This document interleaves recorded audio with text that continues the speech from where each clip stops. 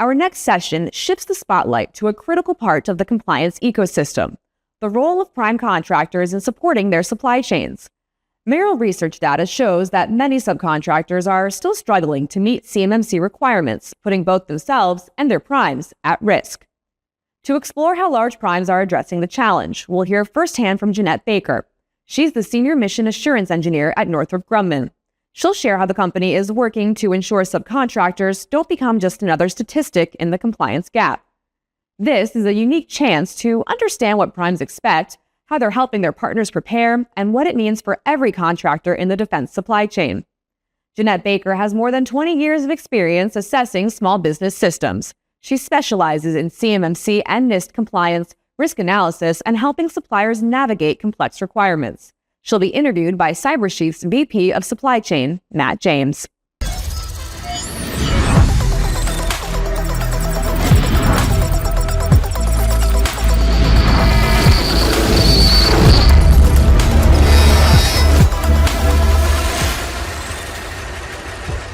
Well, great. Thank you for the introductions and welcome all.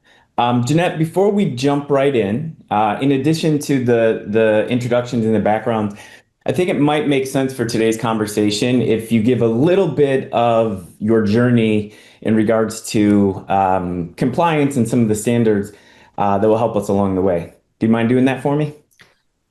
Yeah, I can do that for you. My career started actually with a certified body underwriters laboratories.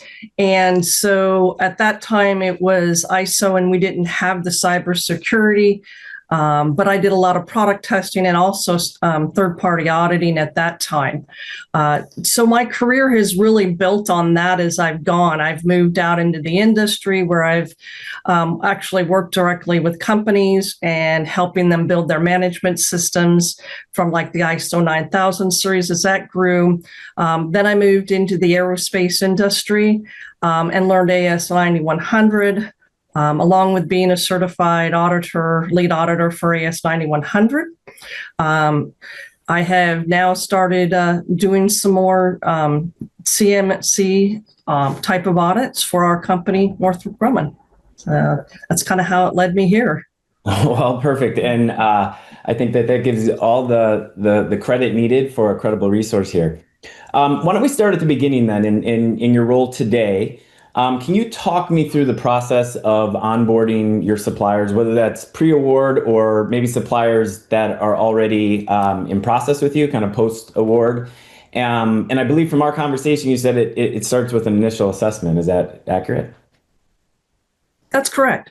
We can go back a couple of years, actually. Back a couple of years, we started off with a self-assessment. At that time, it was only about 31 questions that we were asking our suppliers, really to start getting an understanding of where they were at and starting to introduce them. Within the last year or so, we've now bumped it up to the 110 supplier assessment. And then we've now started to actually find our key suppliers and who have critical CUI information for us. And we've actually started doing on-site audits ourselves. In prep that we're also doing audits and assessments now with the Navy too. So, wonderful. So also going through it yourselves. Help me kind of understand how you prepare your supplier base for this shift from kind of the self-attestation into the certification process where you get involved. Let's see. Some of the things that I like to do is I like to be pretty on site with my suppliers. I'm lucky enough that I have some local ones. So I do on-site visits with them. I've spent some time with them going over how their current management systems can marry up to the cybersecurity CMMC requirements, and where we just have to add information versus building something brand new with them. So that's where I try to help out my suppliers with that. So. Right. And what the audience doesn't know is that Jeannette and I found each other and kind of came together, our organizations, in talking about how there seems to be a complexity in the space related to CMMC, and it doesn't necessarily need to be that, right? There's acronyms everywhere, there's certain terminology, and then the overall process of just documenting and collecting of artifacts. Jeannette, you had kind of mentioned some of the other standards and being able to reuse things that may already be in place. Can you help share some examples of how that happens and how you approach that? Yeah. Yeah, Mike, I've got suppliers who are confused about what CMC maturity levels are, what the NIST is, and where the CUI fits into all of this. And we all talk acronyms. Well, I'm working with machine shops or cable assembly houses, and this is not part of their language. So it's been interesting trying to work with them and doing a little bit of training and teaching them about the new language. And just building from there, which is kind of some examples to look at. Because one of my things I look at is documentation, how documentation is similar between the standards. Training, all of them have training programs. They have documentation requirements. The CMMC requirements are more robust because you're talking about critical security information that you don't want other people to get their hands on. So yeah, it's as you say it, right? The industry is the defense industrial base.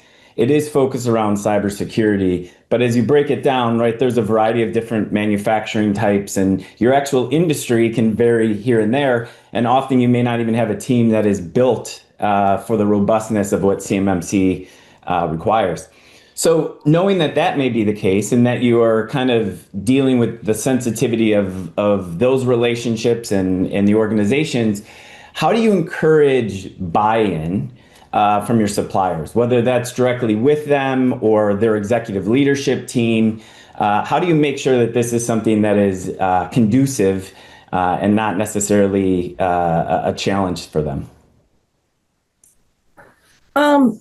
Some of what we do is that I definitely encourage having executive management on our opening assessment days. When we come in on site and we try to be there in person. I mean, we do so much online now, you don't get that person to person talking as much, but I like to be on site where I can talk directly with the executive leadership team and try to make them feel comfortable that this is a partnership between the two of us, that we're also going through the same process as they are, but we're looking at, we got the Navy, we got the Air Force coming in and looking at our processes and talking to us. So I try to make them feel more at home and comfortable with it, and also kind of prep them ahead of time when we have the Navy coming in with us so that they know what to expect. And the Navy does want to see the executive leadership team too, and that commitment. One of the things our Navy guys do is that definitely they talk about what contracts and additional work they can get if we get our cybersecurity CMMC certifications in place. So it's such a great point, right? I think first and foremost, to put in a SPUR score on behalf of your organization, it now does require executive leadership. So hopefully you have someone who's aware and understanding of that, what that number represents, because we do know there are implications to that. But also you kind of touched on the business driver piece of it, right? Sometimes people think of this as a checking of the box exercise, which is not the right way to look at it. It is actually a national security focus point. But it is something that can help benefit your business, right? It can be a competitive advantage. And as you start thinking about the certification beyond just yourself and maybe your supply chain, it can really be a business driver. And I would imagine most senior leadership at organizations are always looking at how can we best grow and expand and make our business bigger than it is today. Yeah, that's definitely. Yeah. Why don't we dive in a little bit more to the detail behind it? So as you're going through these assessments, as you're working with your suppliers, talk to me about when you come across a requirement that maybe has not been met and they need some sort of support in order to accomplish that. Can you talk me through a little bit of that and how that's approached? Well, as we talked about earlier, is I want to be a partner. So one of the things that I try to talk to my customers is let's not give up. It's like sometimes people go, oh, I got a poem and it's so long. but I'm there to help them support. Sometimes I'm providing that project management support for them, so that they can, feel like that they can handle the work that's coming down the line. So kind of a project manager along the way. Yeah, there's a theme that I've heard constantly, which is that engagement over omission, right? Which is this concept of like, show that you're making steps and progress. That is what a POAM, a plan of action, a milestone, is all about, right? It's if you don't have Right. that control in place, it is the plan to get that in place. I think the way that you've spoken to me about this is it's about process improvement, right? It's not a corrective action per se, where you feel like this is a ding on you, but it is recognizing that there's a gap and then putting a plan in place to go and solve for that. Yeah. You had kind of spoken a little bit about, and even in the weeds of what you do on a daily basis, almost becoming their project manager, right? Right. So we do some burn down.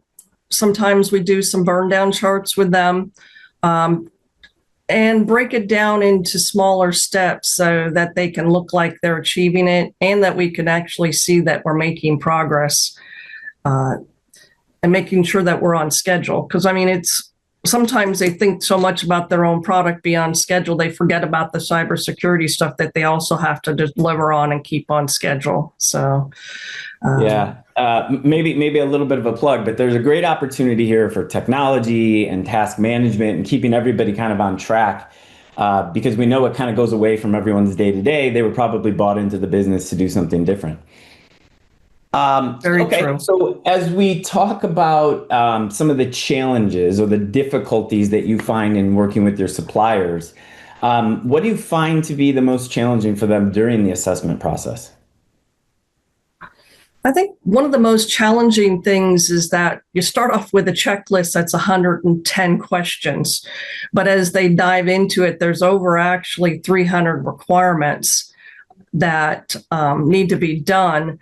There's also some very key documentation areas. So lots of times I see suppliers go in and they'll put in all the hardware. You're putting in your firewalls, you're putting in your dual factor authorization types of things in your systems, but they're forgetting to document it all. And documenting your processes, and getting a good solid security plan in place is also a key part of the requirements and deliverables to meet the requirements. So, and this isn't like a moment in time type of exercise, right? This is ongoing for the length of. Yeah. And it's ongoing both ways. Sometimes people think it's just threat analysis ongoing. It also requires that you go through and review your procedures and processes on a regular basis too, to see if they need to be updated.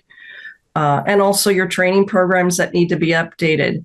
So I think that's where a lot of people get off track, is they kind of get tunnel vision that this is all software or hardware driven for technology wise, and forget about the people that are attached to it in the documentation.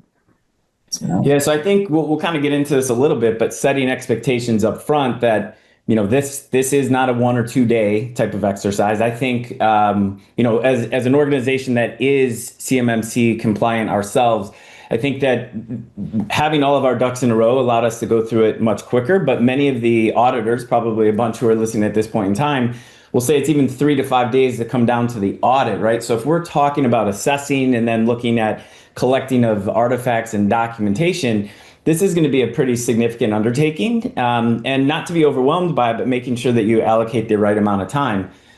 Separately, as we know, as you kind of said, the business is ever evolving and changing, right? So there are things that need to be done on an annual basis. As you get into auditing, it's once every 3 years, right? So we kind of here at CyberStreet try to identify any sort of chaos. Has the company grown? Have you acquired something, right? All of those are going to need updates to documentation. And maybe not at the onset, but ongoing. So I think the point that you bring up, right, is, 110 controls, let's go knock it out. There's a little bit more to it. So let's go ahead, please. You were talking about an ongoing basis. You really need to work on systems that, the next time you do your security audit, an assessment, you're not rushing to get everything done. So as a company, you need to look how you can build those systems in place, whether you have a technology that reminds you to review documentation on a regular basis, breaking things down throughout your year versus trying to, here you come up on your annual assessment and you're going, oh my gosh, I got to do everything all over again, versus trying to spread it out. That's a great point. I think those are key elements along there. Yeah, it probably makes it less daunting in that sense as well, I would imagine. Right. I think we could kind of get to a crossroads on where our conversation has kind of gone. So as you start thinking about the small to medium-sized suppliers that you work with, how do you see them balancing their daily operations, right? Why they were hired, what they're doing to drive their business forward with some of the demands of compliance? Have you seen specific CMMC roles and remits hired for, or what are you seeing from your side? From my side, what I'm seeing is that I'm seeing suppliers go out and they might hire somebody to come in for a short period of time. And they may come in just to do an assessment, but they're not doing the whole thing and setting up systems for them. They look at it and tell them what you're missing, and then they kind of leave them hanging, I see sometimes. That's where I'm glad we come in a lot of times and help out. The other thing I see is that I've got people that small companies are going to be wearing multiple hats. So I've got an operations manager who is trying to be an IT person and handle all the cybersecurity stuff. And so they're trying to understand both. They're trying to understand their machines, and then they're trying to understand the technology. I think these folks are technically awesome because they have the skill set to do it, but the bandwidth is where I see problems at. They just don't have the manpower. Yeah, and I come across that a lot, right? As a reminder, when I'm focusing on working with defense contractors, and many of those are customers, and they're interested in the security posture of their suppliers, even if they have somebody full staffed in that role, they don't necessarily have a counterpart at their suppliers, right? So it's even challenging from that standpoint, where there's a lot of hands that need to get involved in it. Who owns the relationship? Who's receptive to that conversation? Who has the skill set? You kind of talked in that question, you kind of answered with probably not too many who have hired permanently, but they'll go out and maybe find a consultant or someone to come on to take a look at like a gap analysis. If you had one piece of advice for someone looking for a contractor in that capacity and not going to be bringing in-house, what advice would you give? I think getting a good solid statement of work. That includes like how they're going to provide documentations, how they're going to look at their other systems that they have in place and leverage, and what they might do to leverage those other systems they have in place. If they provide any ongoing services versus, here we're just going to do an assessment and then we stop there. Also look to see if they've got any examples. I mean, something similar to your company, are they CMMC certified themselves? So this is a growing business right now. So you're going to probably run across a lot of companies that aren't certified. But that doesn't mean that they don't have the skill set to do it. So, yeah, I mean, even if you've chosen not to go that route, I think our head of compliance always talks about our Super Bowl is getting our customers to certification, right? So to your point, you could go and ask, how many organizations have you taken through this process? When we started this conversation, we talked about how we want to reduce the complexity in the space, and you just kind of hit on it. It's growing, and there are a lot of providers out there, right? So that's a daunting type of task to go and understand, okay, do I need an MSP? Do I need an MSSP? Who focuses on CMMC? Is this just something where I'm going to pay six figures to find out the gaps I probably already know I have, or is someone going to help me out with remediation? And you keep hitting on this. Documentation, right? Yep. Yeah, and even some of the partnerships that I look to pursue, protection of CUI, which is what CMMC it boils down to. is a great thing to think of from flow controls and storage.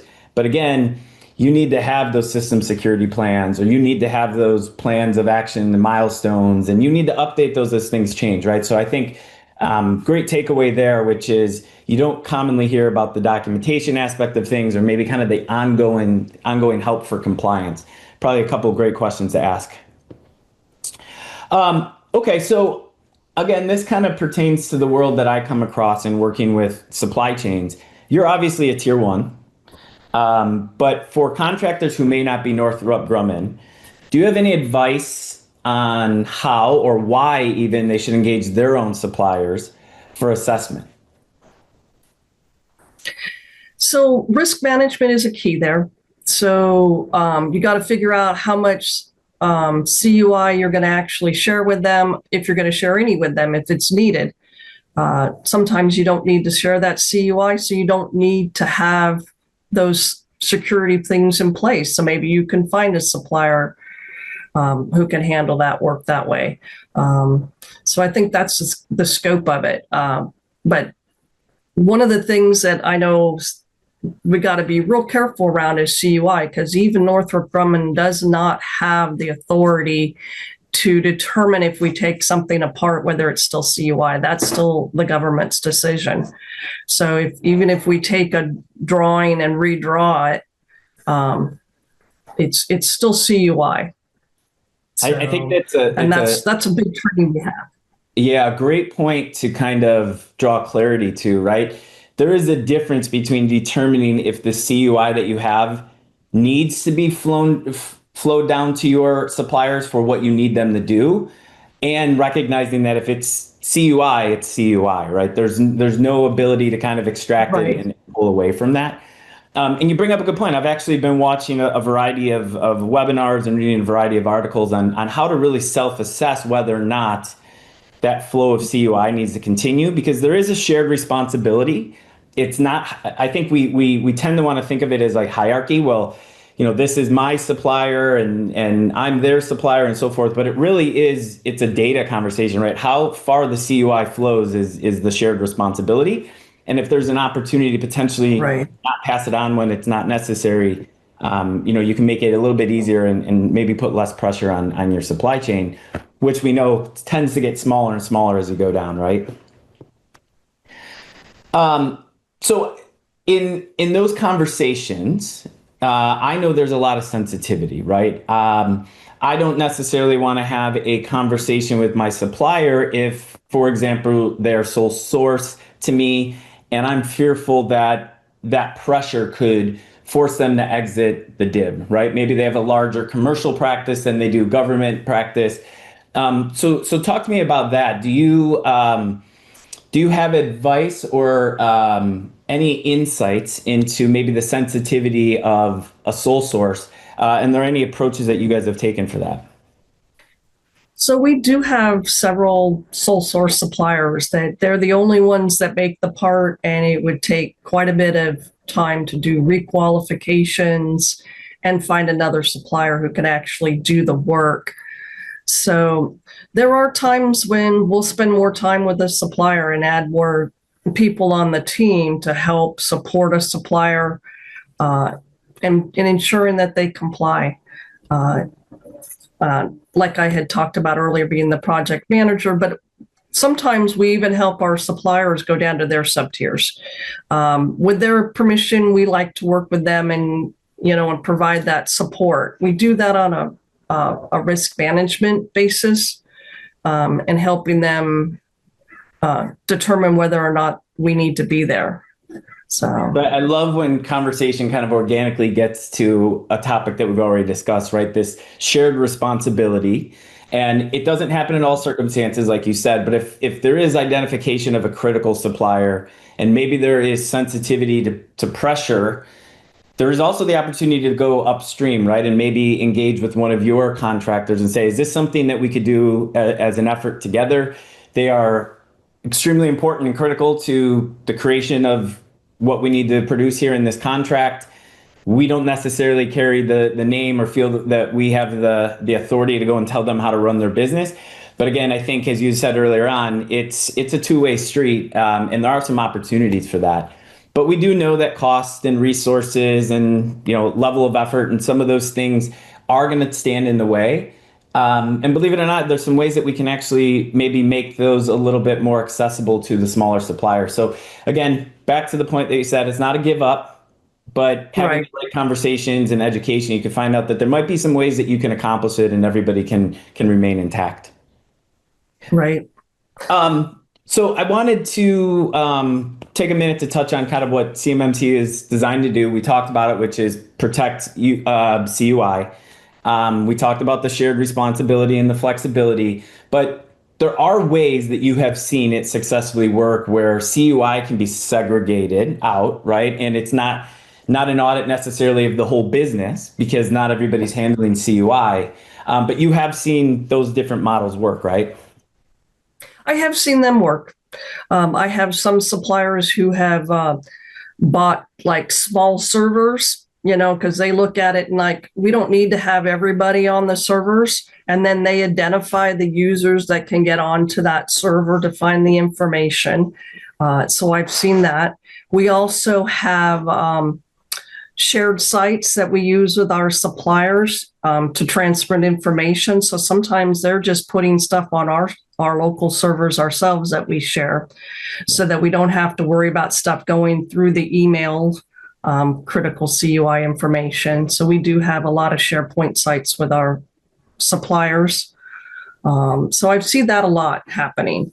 I actually still have some that are very old technology and mail in the blueprints down to their sub tiers because they don't have the cybersecurity setups at them. So they might go to a paint house that, they have to take them, hand deliver it with the parts, and inform them that you can't put this on a computer. Well, and to your point of those 110 controls, there are controls there that govern how you physically handle CUI, right? So there is consideration for that. For anyone who is listening to this session who may have taken the Ninja training that we ran alongside with this, one of the first things that Casey speaks to is the CUI boundary, right? And the scope of where your CUI lives. So in theme of what you and I set out to do today, the terminology we often use for these segregated environments that can be made available, those servers that you stand up, is often an enclave.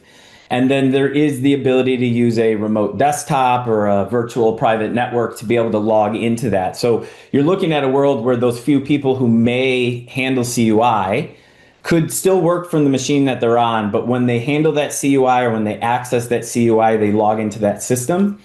And I think you bring up a great point because I see a lot in the marketplace about file shares and safe places to put CUI. And don't get me wrong, those absolutely protect the CUI. But as we see CMMC continually evolving, and we know that we will get to a point where there is a revision 3 where you're responsible for your suppliers. And we do know we'll get to a point where certification will be required at the time of contract awarding.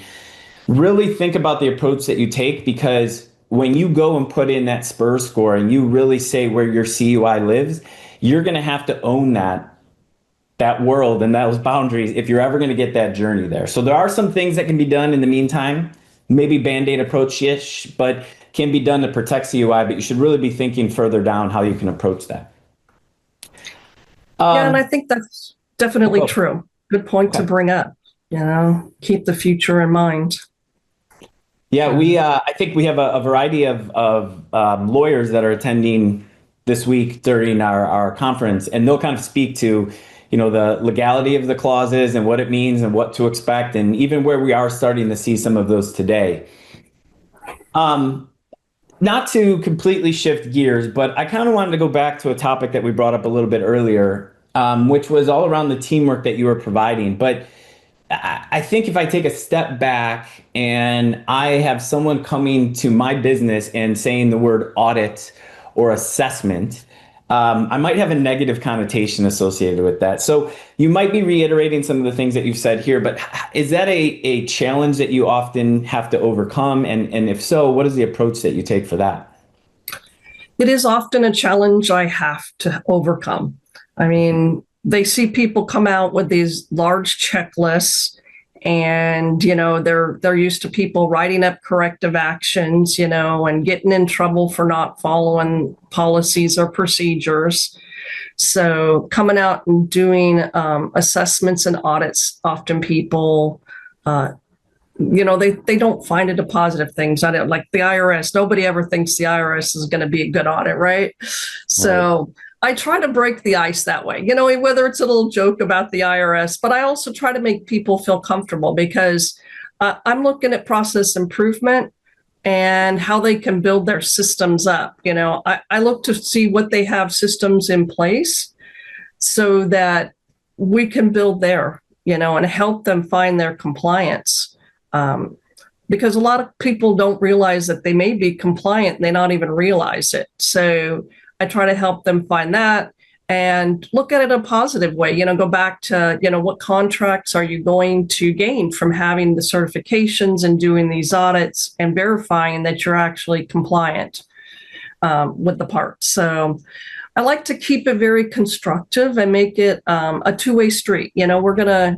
We're gonna build, we're gonna make this easier for you, make it easier for me. And that's the kind of approach I take when I'm working with my sub-tiers. So yeah, it's interesting that you mentioned that, right? If we take a step back, the standards really haven't changed for the last 10 years, right? You'll see a lot about how 800, 171 are things that you should have been attesting to previously. Katie Arrington is well known for saying, like, these are things that you should have been pricing in all along. Right. The certification process is new, and with new things, there's opportunity for improvement, right? So when you talk about the two-way street, I think it's a great way to help each other recognize, like, this didn't go as well as it could have. It would be easier if we approached it this way. And again, you're looking to remove all of the daunting, oh, here we go again, another certification. It may not be starting from scratch. You may have a lot of that's already kind of the groundwork for that you could start to leverage. I think that's great that you can help them recognize all that work that you've done previously for these other standards, has paid dividends for today when you're going to go down the CMMC journey. Right. Having that second set of eyes in the process is always helpful, because sometimes you're so focused on your own business that it's kind of hard to see the cybersecurity part of it. It's nice to see another set of eyes in there. Yeah, it's I don't know if this necessarily qualifies as the misery loves company type of statement, but a lot of the times that I'm engaging with our customers, they're focused on their own journey, right? And they don't even have time to think about, how am I going to assess my suppliers? Which to me is sometimes music to the ears, because that's what I'm here for, right? Like, as a customer of ours, we want to help you. Let us do that. So you'd point this out, bringing many into the exercise and trying to make it a little bit more helpful with more bodies. I have even heard of primes of tier one doing things like active shooter training while we're going through the audit. So it's just not focused all around that assessment. And I wanted to go back to a point that you brought up earlier. You said at the onset of a lot of the questionnaires and things that you're doing, you were only asking about 31 questions. Today, you're saying there's 110 controls. But I also think for those who are considering how they want to assess their suppliers, they don't have to do a full NIST 800, 171 assessment the way that Northrop Grumman does. But there are some initial questions that can probably be asked. So not to throw a curveball at you, are there things that, is there any question or anything that comes to mind where when you ask it, if you get a particular answer, you kind of know we're going to get into a little bit more of this than I thought we were, or anything that just kind of jumps out to you as like, oh, that's a red flag? I think some of the red flags is just looking at seeing if I'm using Gmail as your internal, email system. So it's like, how much are you separated from the rest of the world a little bit? I mean, it's like you want to be a part of the world, but how can you still be separate, that you're not using all of the Googles and the things like that are open to the whole entire public. Okay, assessment. Yeah, great point. As I think about the way that you kind of go through that, one of the things that the devil's within the details, right? So you'll have conversations around, oh, we're certified. It's always worth asking that question.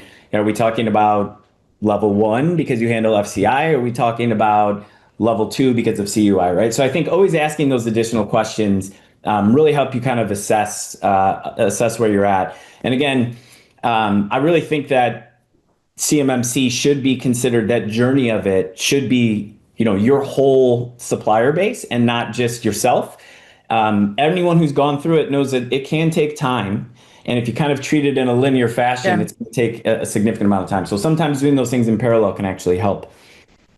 All right, one last question for you. As someone who has the experience that you do, you're credible in the sense that you've gone through this time and time again. It's almost history repeating itself a little bit for you. And you and I really connecting on the fact that this cybersecurity and CMMC isn't everybody's world and their daily operations and their native language.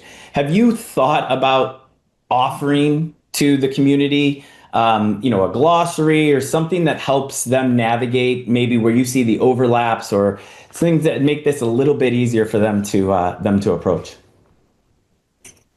So yeah, thanks for talking about that, because I am working on a paper right now that's doing a cross-reference between the different standards. I'm looking at the CMMC framework and comparing it with ISO 9000, AS 9100, and the ISO 27001. And my focus here is going to be on leveraging what systems that companies have in place. Lots of times I've seen like comparisons, but not how companies can actually leverage where they're at and where they can actually add on to things. I've been an engineer for years and I love the teaching part of it. So this is my opportunity to kind of get out there, do a little bit of teaching and helping people learn a little bit more about what they have in place and more about the standards. I love it. I kind of have an overlap in my history of kind of the legal space and the cybersecurity space. I can tell you people are running diffs and red lines of language all the time, trying to understand how things changed. There's always been an opportunity, really the building blocks of like, okay, well, how do we take this and build on top of it? And I think that's a great opportunity that you might bring to the table. I don't want to speak for you, but I do think you and I would both be willing to answer any questions or any outreach if anyone has it along the way. Unless you have any other topics or little tidbits that you want to share, I think I've asked what I plan to ask. I want to conclude it. And then again, just thank you so much for being willing to speak. And I love that it's not, well, you are a prime. It's not a top down. It really is a bi-directional exercise. Yeah, no, I'm open. If anybody, wants some input, I'm always there to help, to be that second set of eyes, and give a different perspective for approaches. So, well, thanks. That is greatly appreciated. Thanks again. This has been wonderful. Thank you all for attending. And that concludes our session. All right. Thanks.